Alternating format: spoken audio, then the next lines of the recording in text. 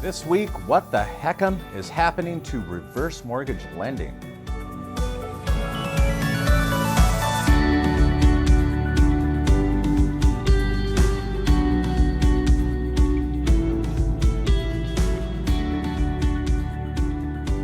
Welcome back to the Industry Leader Update. All puns aside, seriously, it was not the news we were hoping for. 2,185 home equity conversion mortgages were endorsed in February. And what does the latest HECM data tell us? What can we expect in the coming months? That's the real question. But after 11 years of commentating on reverse mortgage lending in our industry, I can safely say this: the answer is somewhat complex. Now, reviewing February's endorsements, one HECMWorld reader, Jim Veale, observed in his comment that February's endorsement total was actually the lowest we've seen since January 2004, but with three notable exceptions. That's December 2018 with 1,750 endorsements, January 2019 with 1,649, and April 2020 with 1,620 due to staffing issues in the early days of the COVID-19 pandemic.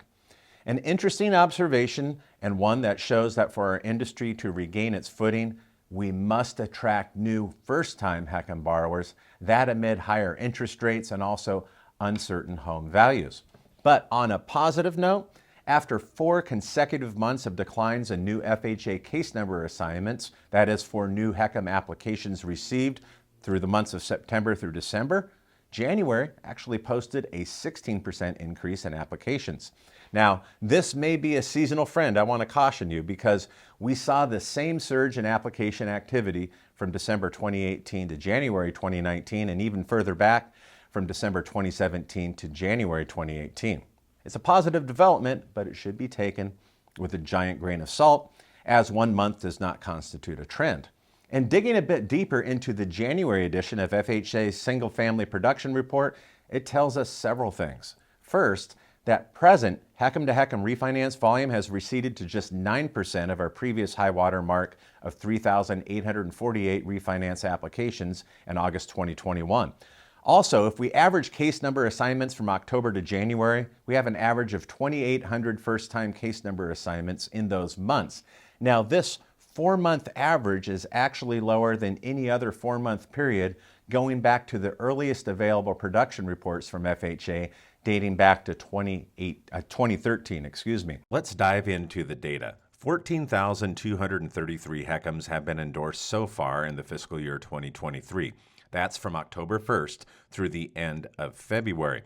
If an average of 2,800 was to hold through September of 2023, we would see about 34,000 HECM endorsements for the fiscal year 2023.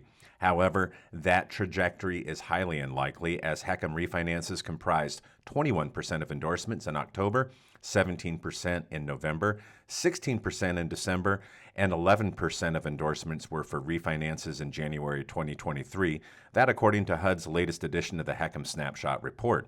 That's over 1,900 endorsements from refinances alone in the first 4 months of fiscal year 2023. The more likely projection is fiscal year 2023 will finish with nearly the same number of endorsements that were recorded in fiscal year 2019. But keep in mind that the years 2020 through 2022 were turbocharged by low interest rates and rising home values. In essence, where we find ourselves is somewhere between the post-October 2017 HECM changes, which curtailed proceeds, and the pandemic boom. And what we can acknowledge is that we're in the middle of an economic and business cycle. Now, in the first episode of this year on the Industry Leader Update, we examined the 10-year business cycle theory, which purports that most businesses and industries have 6 good years, followed by 2 great years, and then 2 terrible years. So let's look at that.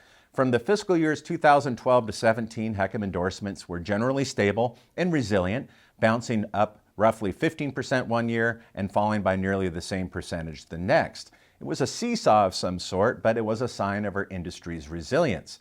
Then followed 2 ugly fiscal years of 2018 and 19, which reflected the impacts of the heavy-handed HECM curtailments of October 2017. 2020 brought massive economic stimulus enacted at the beginning and also throughout the COVID-19 pandemic.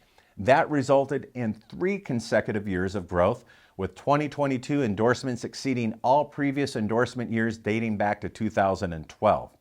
All things considered, we find ourselves charting a new course between the extremes of a HECM curtailment and bygone ideal economic conditions for both traditional and reverse mortgage lending. Now, it is here where we must hone our craft. It is here where we must innovate. It is here where we learn to produce opportunity amid adversity. Now, what are your thoughts on these recent developments? What the HECM is going on with our industry? Leave your comments in the comment section below. And if you'd be so kind as to share this week's video, we appreciate that. You can do that on your LinkedIn and Facebook profiles. Don't forget to subscribe to our YouTube channel and hit the notification bell. That way you're notified every time a new episode is posted. And hit the like button if you appreciate the work we put into these episodes. And lastly, don't forget, you can catch up on your reverse mortgage news. Just hit the play button, put on some earbuds, and you can listen to HECMWorld Weekly, the nation's only weekly reverse mortgage podcast. Apple users can listen and subscribe on iTunes. That's a wrap for us this week. Thanks again for joining us.